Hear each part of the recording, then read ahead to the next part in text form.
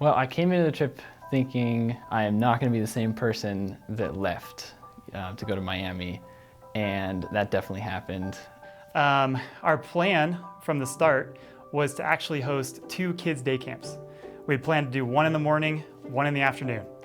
And then on the ground in Miami on Monday, it's time for the camp to start and no kids show up. The general theme of this whole trip was to be on God's time, not ours.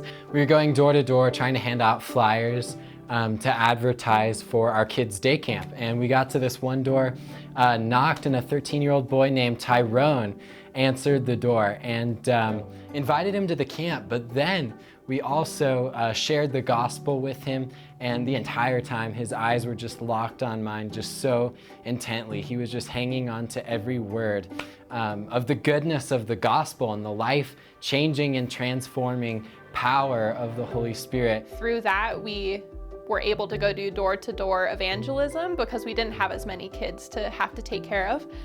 So a lot of people were led to Christ through that time. What I think ministered to me with that is like, yes, they were coming from hard things, but we just chose to love them. And we could see just the impact that our love had on them. They just connected with us so quickly.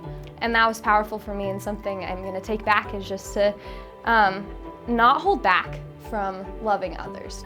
His plans are so much higher than ours, and so he definitely had a different plan than what we did, but it was amazing to just see how that played out and how he was so faithful with all of it. I was sort of on the fence about going on this trip, and I'm just so thankful and so glad that I just said yes, and that I just was willing and open and just went regardless of how I was feeling or where my heart was going into the trip.